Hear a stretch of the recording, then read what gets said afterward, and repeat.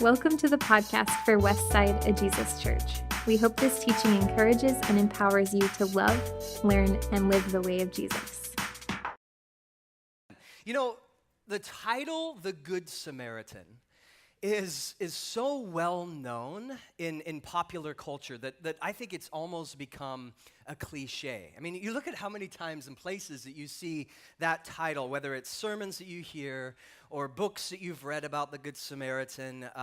We have Good Samaritan laws in the land to protect people, give people hope and hospice if they're injured or dying.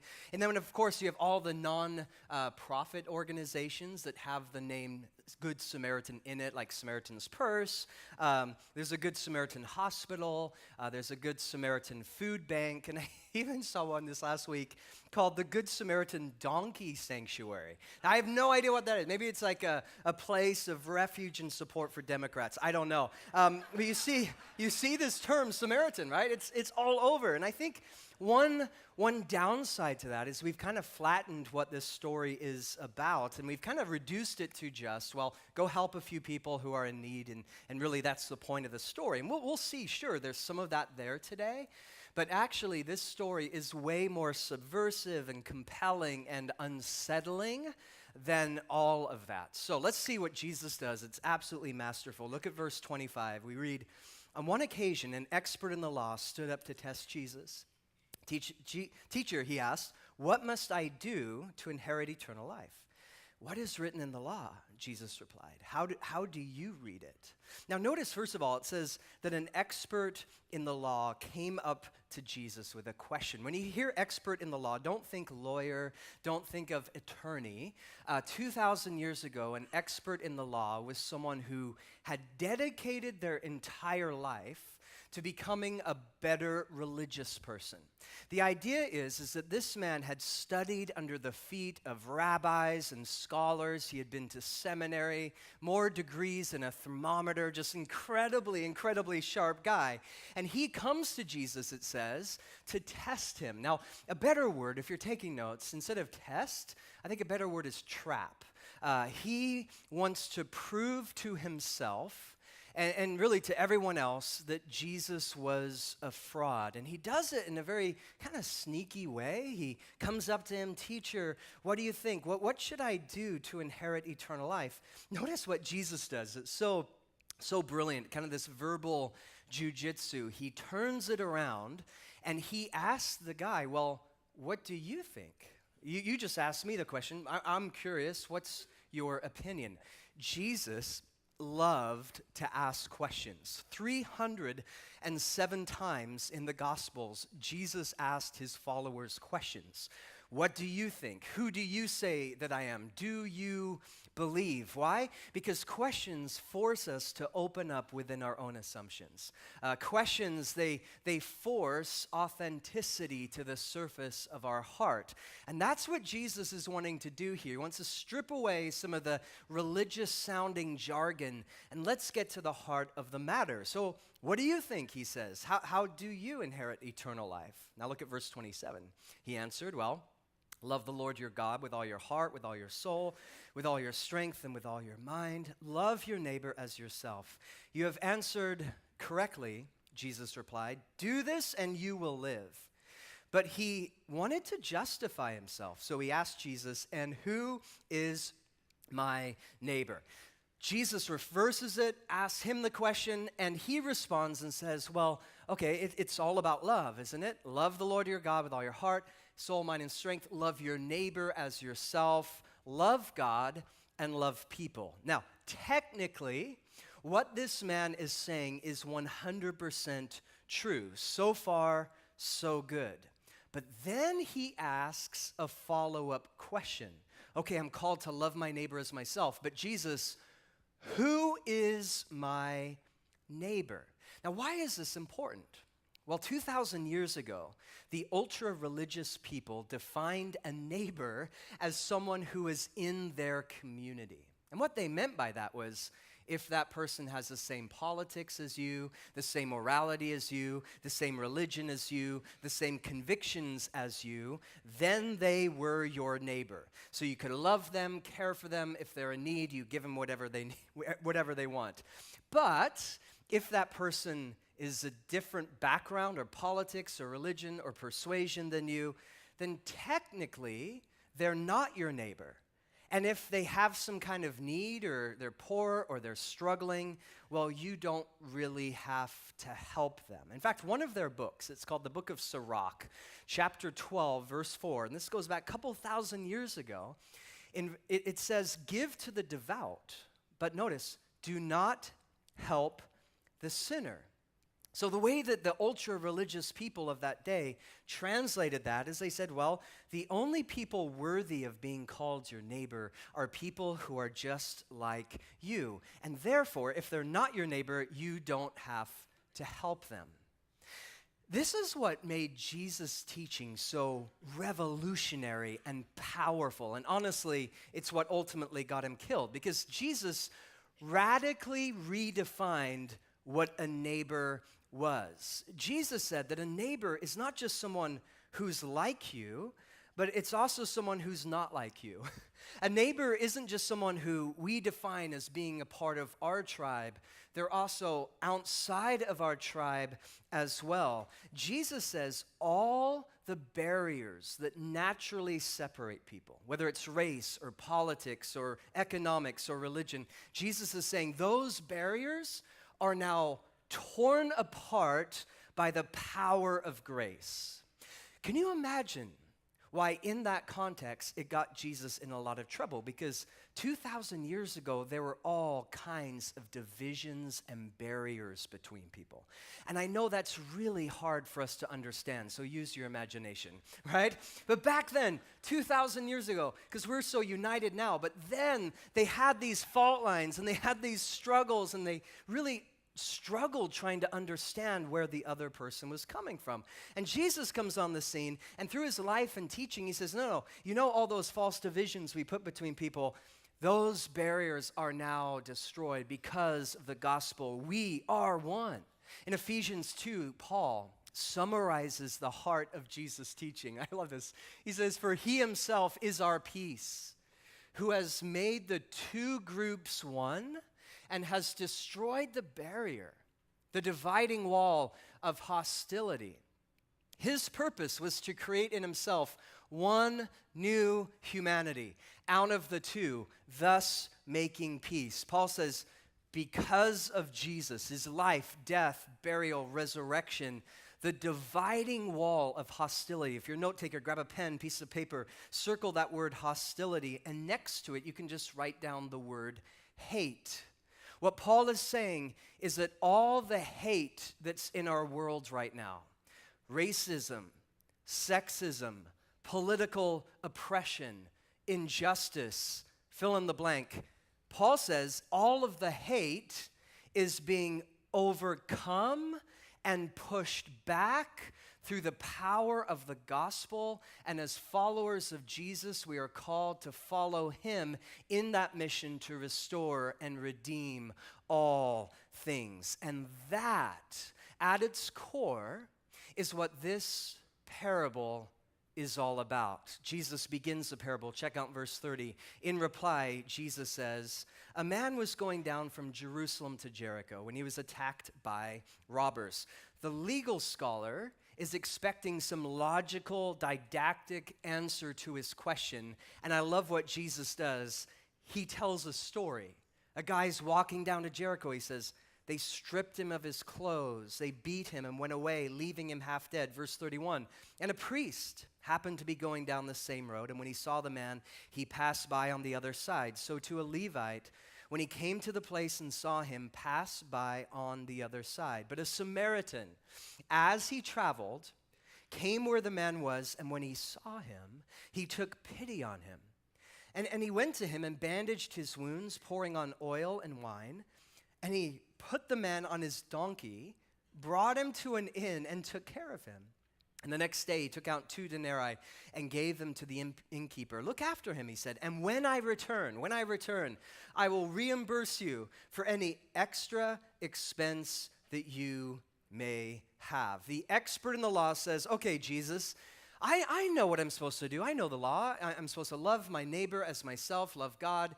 And then he wants to know, Jesus, who is my neighbor? And Jesus says, okay, let me tell you a story about the Good Samaritan. Now, first thing that you need to know is that in the ancient world, in this culture, especially if you were a good religious person, there was no such thing as a, quote, good Samaritan. It would kind of be our equivalent of saying, once upon a time, there was a good terrorist who loved to kick puppies. Like, what? Right? They would have a hard time trying to understand this because in their way of thinking, good and Samaritan couldn't go together. This was an oxymoron. This was a contradiction. Why? Well, it goes back 900 years before this, almost 3,000 years ago. Serious bad blood between the Jews and the Samaritans. There was a civil war, it had to do with race and politics and economics and religion. And because of that civil war, there's a division in Israel between north and south. And ever since then, there was this deep hostility between the ultra-religious Jewish people and the Samaritans. The Samaritans hated the Jewish people, and the Jewish people hated the Samaritans. They wouldn't even be in the same town together. Jewish people would go hundreds of miles in some cases out of their way just to avoid a Samaritan village. Now, kind of bring it to modern context. Think of some of the hostility in our world right now, say between Jewish people in Israel and some Palestinians, or think of in Bosnia and what happened there with the Muslims, or think Northern Ireland. We were there a few months ago, and my goodness, I learned a ton while I was there. There's a church in Belfast who is joining our church network. We're going to share more with you guys in about a month's time. And so I went there to do some speaking, and I learned about the history of that city and huge divisions. It's really political, but under the guise of Protestant versus Catholic, deep hatred. And so you need to know which side you're on. I heard a story when I was there of a guy who was mugged in Belfast. And the muggers held this knife to his throat, and they're like, Protestant or Catholic? And this guy didn't really know what to say. He didn't know enough about the history. All he knew is that the answer he gave could determine whether or not he was alive in a few minutes' time. And so trying to get out of it, he said, well, I'm an atheist. And the guy said, Protestant atheist or Catholic atheist, right? And so it's that kind of hostility, perhaps even more so, between the Jews and the Samaritans. In fact, it was so bad back then. If you really wanted to insult someone, you would call them a Samaritan. A Samaritan was the equivalent of a 4-letter word. Jesus, by telling a story about a Samaritan, is treading on some really, really dangerous ground here. Now, notice how he sets up the story. He says, there was a man, and he goes from Jerusalem all the way down to Jericho. Now, this is an actual road that you can visit to this day. I was there a few years ago, had a chance to do a conference. It was amazing. Did a conference in the city of Jericho. And it was for hundreds of Palestinian Christian pastors. And we got to go through the book of James with them. It was an incredible, incredible time. And there's this road that you can travel on today if you want, that goes from Jerusalem. Let's bring that picture back up of the road. There it is. It goes from Jerusalem, which is about 2,600 feet above sea level, and it goes all the way down to Jericho, which is 825 feet below sea level. Now, it is one of the most dangerous roads in Israel, not only because it's hot and dusty, and you can see it's actually easy to fall off the edge, and many people would die back then, But what made it even more dangerous was that robbers would camp out near the road and they would attack people who walked by. So you only wanted to go on this road if you absolutely had to, if you had something going on, some business, whatever. And even then, you were taking your life into your own hands. In fact, 2,000 years ago, they called this road the Way of Blood. That was the name of it. Can you imagine if we named our roads in such a cryptic fashion? Like you meet someone at church, they're like, hey, come over to my house. And you're like, how do I get there? They're like, okay, well, what you do, you take the Way of Blood for about 10 miles, and then turn right on Manslaughter Lane. You'd be like, that's me at Starbucks, right? But this was so dangerous that people would avoid it. Only if they had to would they go down it. So man begins his journey. He's taking this Jericho road. And then, like you do, he's stripped, he's beaten, he's robbed, he's thrown to the side of the road. Now, I want you to imagine this, okay?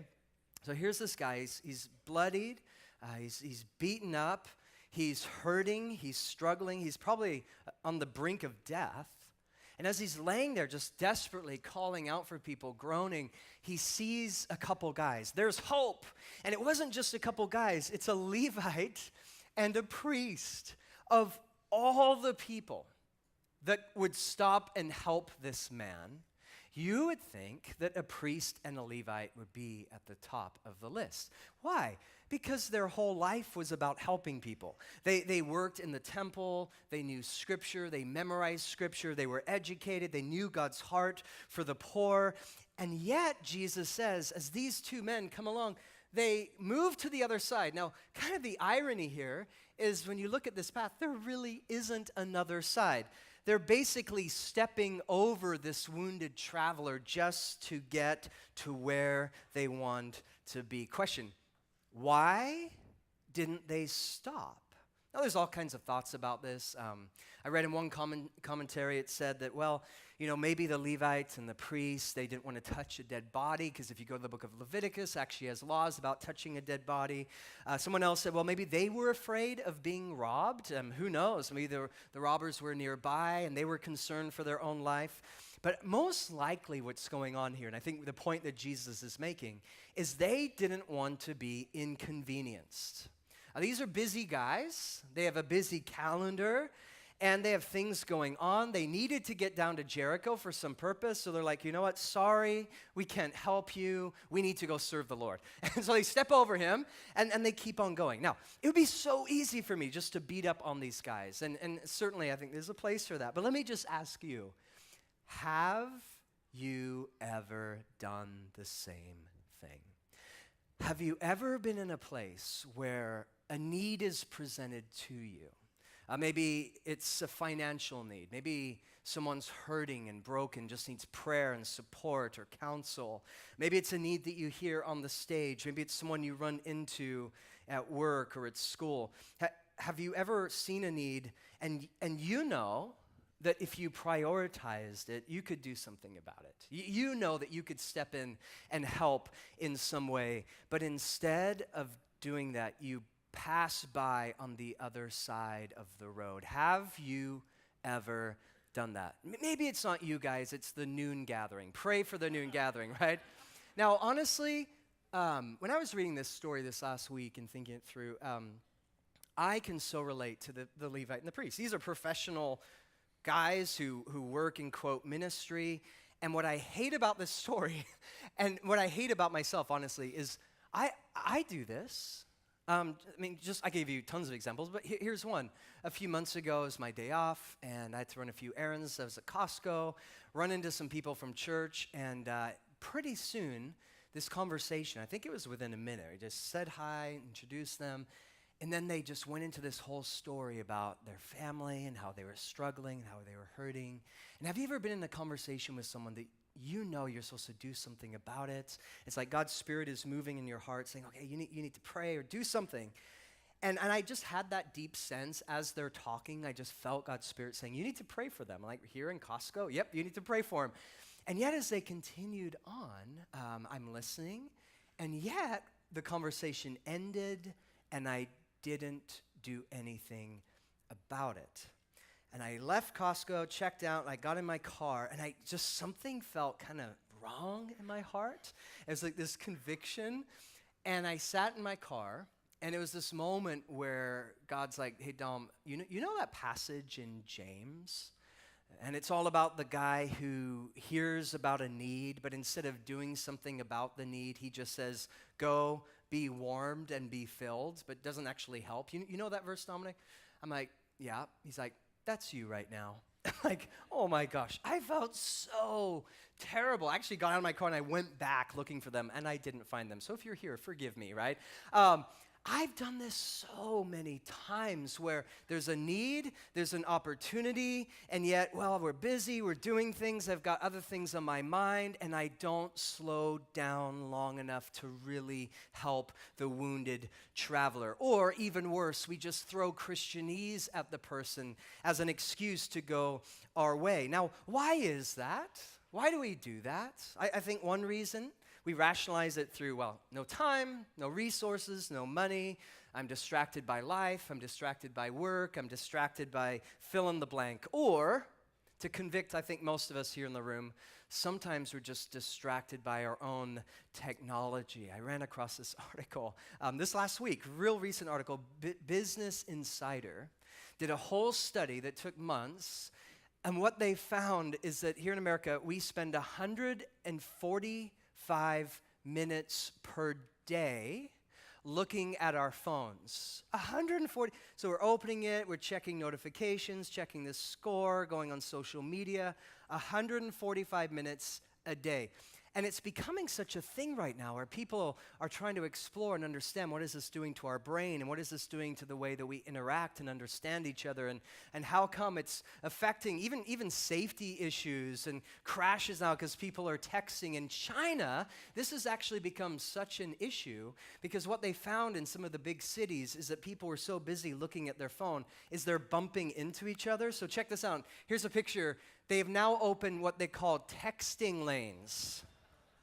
So one lane is for normal people who like to look each other in the eye, and the other one is for people who don't want to look up and just have their phone in front of them. So it's their way of saying, okay, let's be safe here. Now, because of that announcement, starting next week, we're going to have some texting rows right over here. I think in our modern age, it's not so much that we don't care for the wounded traveler, it's that we don't look up long enough to see him. And this is so different from how Jesus did life. Busyness is the enemy of love. But Jesus, the way he moved through life, he did it slowly. He took time to interact with people. He looked people in the eye. He wasn't afraid to be inconvenienced. In fact, he welcomed the inconvenience. Jesus slowed down for the wounded traveler, even if it cost him. And what we're going to see in this story is that these religious guys, they're so busy doing their own thing, and I can relate to that they don't even stop to see the need that's right in front of them. But notice what Jesus says, and this is where the story begins to sting a bit. He says, verse 33, but a Samaritan came to where the man was, and when he saw him, he took pity on him. Now, this word pity, I did some research on this a few days ago. It's a fascinating word. In the Greek language, the word pity is splagnizomai. Let me hear you say splagnizomai. Now say it 5 times fast. It's an amazing word, splagnizomai. It comes from another Greek word, which is splagnon. And it's an amazing word. Splagnon literally means guts, bowels, or intestine. Now, what does this mean? And why would Jesus use this word? He was moved with splagnon when he saw this wounded traveler. Because 2,000 years ago, they believed, and they actually taught this, that the seat of your emotions, the core of your emotions, wasn't in your heart so much. It wasn't even in your mind. They said that the core of your emotion was in your gut. It was in your bowels. So if you were in love with someone, if you met the woman of your dreams and you wanted to woo her and win her over, you would say, I love you with all my splagnesomai. And she'd be like, oh, now try that. I did, and it doesn't work, right?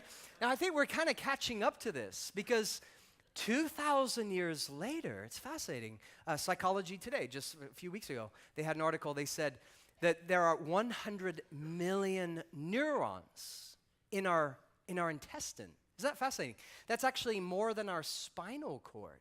And what we're now learning, what we're catching up to, is that how we treat our bowel health and our gut health, it actually affects our stress levels, our anxiety levels, our mood, even depression can be affected by what's happening in our intestine. And they somehow tapped into this, and so they use this word pity or love or compassion, splagnesomai. When the Samaritan sees the wounded traveler, he is moved at the deepest level. All of this empathy begins to erupt out of him. He stops, verse 34, bandages his wounds, pours on oil and wine, which they believed was an antiseptic in that day, put him on a donkey, brought him to an inn, gave the innkeeper his credit card, basically. He's like, hey, any expense is on me, and then I'll come back and I'll check in on him and I'll pay whatever debt may have been incurred. Now, keep reading. This is so intriguing. Jesus, verse 36, asks the pointed question. He says, which of these three do you think was a neighbor to the man who fell into the hands of robbers? The expert in the law replied, the one who had mercy on him. And Jesus told him, go and do likewise. This is one of the most uncomfortable moments in this whole story. Jesus is asking this religious expert, a man who understood the law backwards and forwards, who had memorized large chunks of the Old Testament, and he says, who's the hero of the story? And you can kind of hear the hesitation in the man's voice. He doesn't want to admit that the Samaritan helped the traveler. In fact, he doesn't even use the word Samaritan here. He just says, well, you know, the guy who stopped. In his mind, in the religious leader's mind, the way the story should have gone is like this. And this is what he would have been expecting. Hey, Jesus, how should I inherit eternal life? What do you think? Well, love God, love people. Then Jesus tells a story. He says, once upon a time, there was a man who goes down the Jericho road. He's beaten up. And then two Samaritans saw him. But instead of stopping, they walked by. And in the mind of the religious guy, he's like, of course, because that's what Samaritans do. I don't respect them at all. They kept going. And then Jesus says, and a religious leader like you, who knows the law, he stopped and helped the traveler. Now go and do likewise, and you're doing it, pat on the back, and he leaves feeling really good about himself. That's what this man was expecting. But that's not what happens in our story. Jesus brilliantly, subversively, takes the man's worst enemy, a Samaritan, and makes the Samaritan the hero of the story. Now, here we are 2,000 years later, and I know it's hard for us to get this because we don't have this whole Samaritan divide thing going on. So let me just ask you personally, who today would you consider to be a Samaritan? Who is your version of the other? Who is the person that in your mind you don't like spending time with them? You don't understand them. They make your skin crawl. Just being in the same room as them makes you really, really uncomfortable. Who is that person for you? Now, I think for most of us, at the top of the list, we probably would say ISIS or Kim Jong-un, right? You get an invitation to a Tea Party social. You'll probably turn that down from him. It's like, no, I've got other plans. But that's the low-hanging fruit. Who in this city makes you uncomfortable? Who, even in this church, makes you uncomfortable? I know I'm not supposed to mix religion and politics, but here we go. So in our church, there are some who come from a more conservative-leaning perspective and others who come from a more liberal-leaning perspective. So let me just speak to those of you who are more conservative and vote conservative. who in your mind politically would you consider to be a Samaritan? Well, probably in your mind, you're like, well, someone who votes for Bernie Sanders, who's pro-gay, who loves MSNBC, who has a tattoo of Rachel Maddow on their shoulder, right? You're like, yep, that's the Samaritan in my mind. You don't get it, you don't understand it, it's hard for you. Okay, now let me flip it around. If you're liberal leaning, and in our city, it's one of the most liberal in America, so who's your version of a Samaritan? My guess is you would say, well, there's someone who voted Trump, that's all about the wall, and not only wears America Great Again hats, but sells them on eBay, right? That's a person I just don't understand. Okay, what I want you to do, take that person, every one of you, have that person in your mind. Who is your Samaritan? Now, retell this story, making that person the hero. How do you feel right now? Can you see why, just a little bit, this guy would have been uber uncomfortable? Just hearing Jesus tell the story about a Samaritan who helps people out, for him, this was like nails on a chalkboard. This was like decaf coffee at the 10 a.m. This was like hearing that song, Last Christmas I Gave You My Heart, for the 500th time when you're Christmas shopping. I hate that song. Now it's all in all of your minds. Like we can suffer together, right? This for him was, what? Jesus, you're just taking my worst enemy and you're saying that he's the hero? And then, even worse, Jesus says, now go be like him. What? I don't get it. What is Jesus doing here? What is Jesus wanting to teach us? Three thoughts, and we're going to worship. Number one, first thing, is that Jesus is saying that we need to recognize humanity in those that we despise. Who do you despise? Who's the person you don't like? Who's the person that you'd rather not spend time with? Jesus says, we need to recognize humanity in them, because just like this religious leader, we love to label people.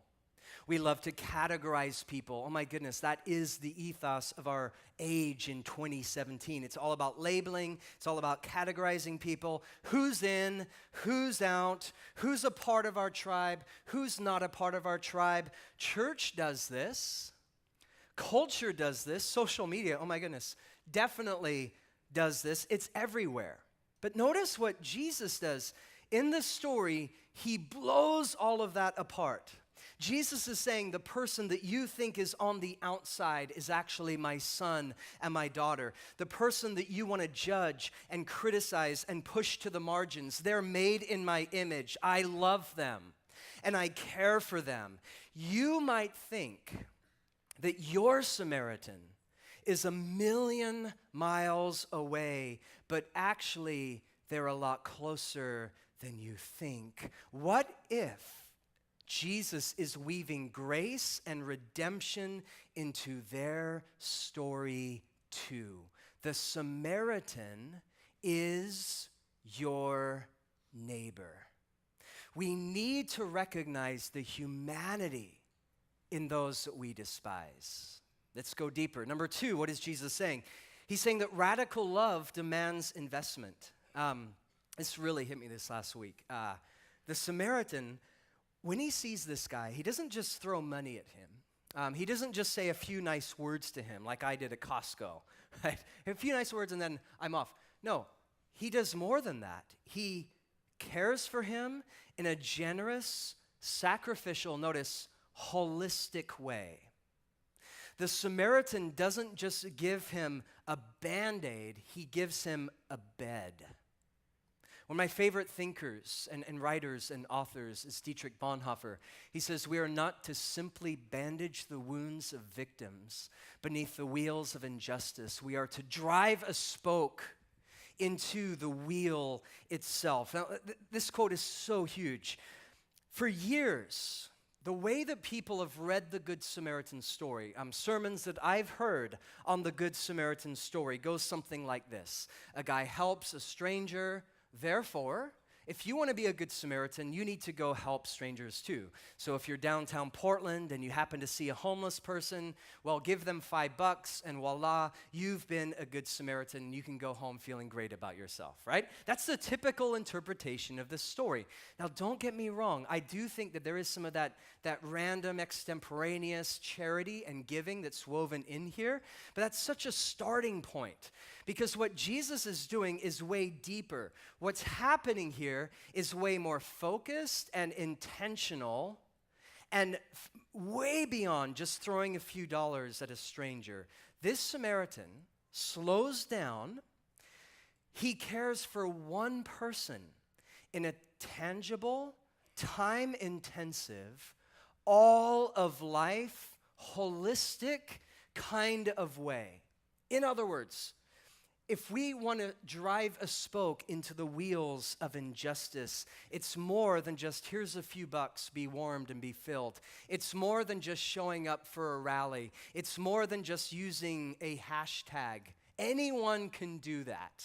It's called Twitter, right? What's happening here is prayerfully, carefully going deeper. It means exploring and exposing the issue behind the issue.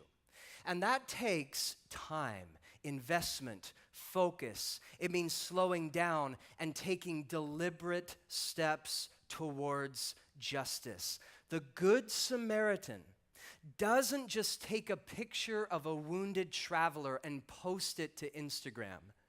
He takes time to love him and to invest in his life. Who are the people in your life that God is calling you to invest in?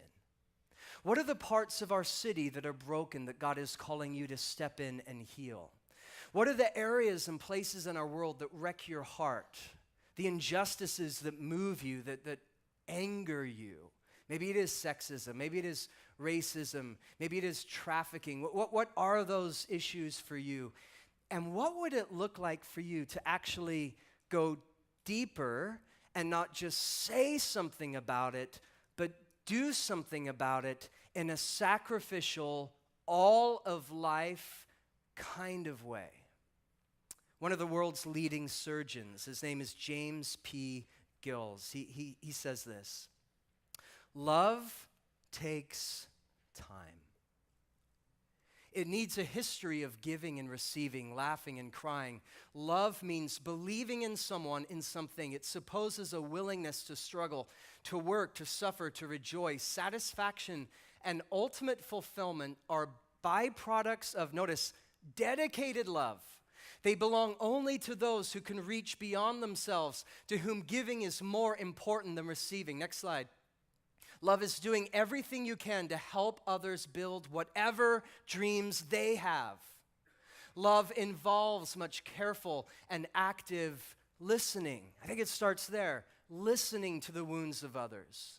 It is doing whatever needs to be done and saving whatever will promote the other's happiness, security, and well-being. Sometimes love hurts. Right? Love is sacrificial. It costs this Samaritan a ton of time, a ton of money. Love is on a constant journey to what others need. Radical love demands investment.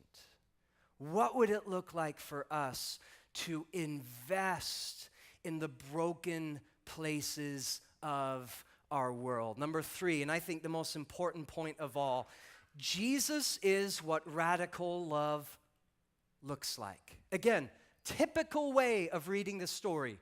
Most sermons I've heard, in fact, all sermons I've heard on this story is, there's a good guy who helps people out, now you go help people out. But I think what Jesus is saying here is way deeper than that, because Jesus is the Good Samaritan in this story. How so? Just like this traveler, we all know what it's like to be wounded. We all have wounds and scars from our past. We've all been beaten up by the enemy who has come to steal and kill and destroy. We've all been ambushed by sin. We know what it's like to make mistakes and to fall down and to struggle and to hurt and to wrestle. And like this man, our story, every single one of us here today, our story is we've been wounded, we're cast aside to the side of the road, and we're wondering, how can I keep going? And who cares for me? And how can I find salvation and hope and healing and promise? And then we look down the road and we see there are two travelers coming our way. It's religion. And we think, okay, well, maybe religion can help us, the Levite and the priest. But Jesus said the religious people didn't help. They just kept going. They passed by to the other side of the road. Why? Because religion has no place for wounded travelers. What is religion? Religion is all about, this is what you need to do in order for God to accept you. You look at the religions of the world, every single time it's about that. Get on the path, do the right thing, and then the gods will embrace you and accept you. But that's not the story that we see here. The religious guys keep going. So too, if we just look to religion, it'll leave us confused and condemned and still broken and looking for a savior. But there is one other who comes down the road. Where religion keeps going, Jesus stops. Jesus is the Samaritan in this story. Jesus, he was the outsider. Jesus was persecuted, despised, marginalized. Jesus was born in poverty. He grew up knowing what it was like, wondering how he was going to make ends meet. Jesus knew what it was like to be a victim of racism. Jesus was betrayed and crucified and mocked and pushed aside by a broken, unjust system. Jesus, though, stopped on the road. He stooped down. He healed us. He cared for us. He lavished grace upon us. He brought us to his table. He then invited us to a place of rest. And he said, just like the Samaritan, someday I will come back for you. But until that day, all of your debts will be covered. You see, brothers and sisters, this is not just about what we should do. This is about what Jesus has done. The gospel is all about a God of radical love who comes to the wounded, weary travelers and carries us home. One of my favorite quotes by Frederick Buechner says this: turn around and believe that the good news that we are loved is better than we ever dared hope. And that to believe in that good news, to live out of it and toward it, to be in love with that good news is of all glad things in this world, the gladdest thing of all. Brothers and sisters, the answer to the injustices that we see in this world today, the things that make our hearts sick, racism, sexism, trafficking, abortion, the things like, oh, this is so wrong. What's the answer? It's called the gospel. It's Jesus. When we come as the Samaritan, Christ in us, we're the body of Jesus. We come and we bring hope, healing, grace, and reconciliation. And brothers and sisters, this right here is what we are called to give and to do and to live in our city that is broken, divided, and hurting. We get to be the body of Jesus to them.